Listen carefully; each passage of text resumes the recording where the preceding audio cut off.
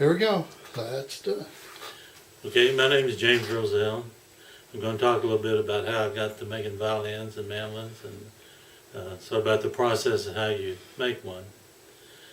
Back in the 1970s or so, I did a lot of wood carving.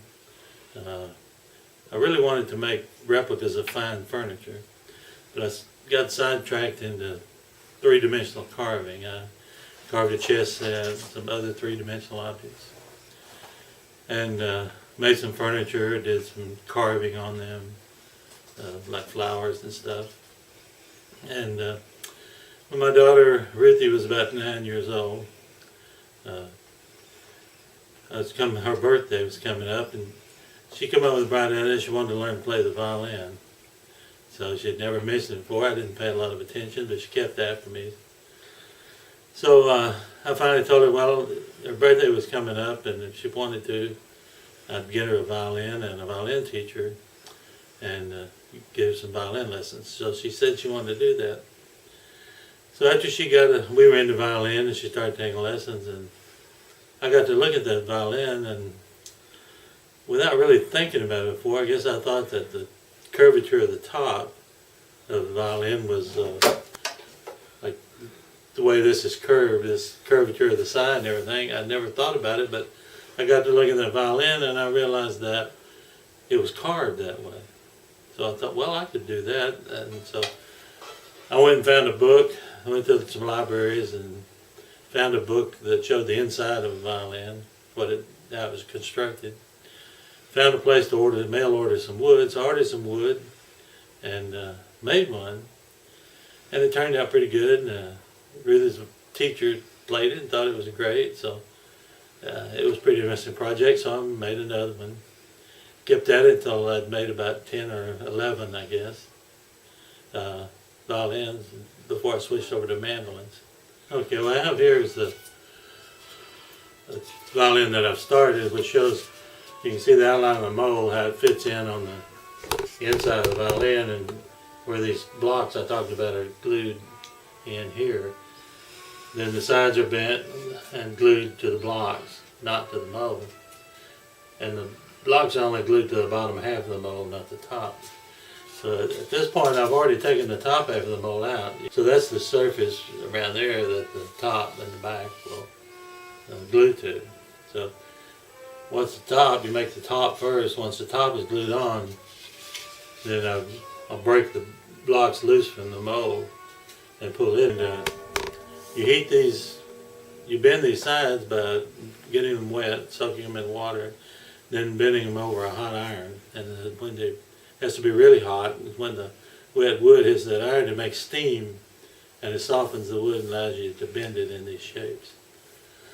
So basically you bend these sides. I mean, there's one piece here, there's a piece here, and then another piece here. They're joined together in the back. So you essentially have 6 pieces, there are 3 on each side that you make.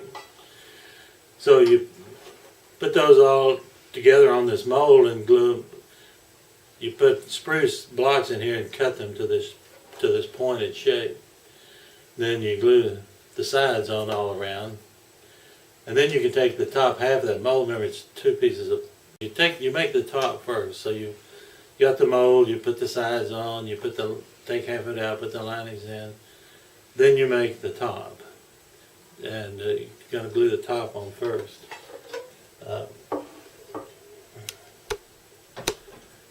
The top and the back are made the same way. The top is made out of spruce. The back is made out of maple. But it basically starts with a piece. If you can imagine having a round tree, you go in and this is the center of the tree. You cut a pie shape like this into the center of the tree to get a piece of wood that's shaped like this on the end, that is thicker in this dimension than in this dimension.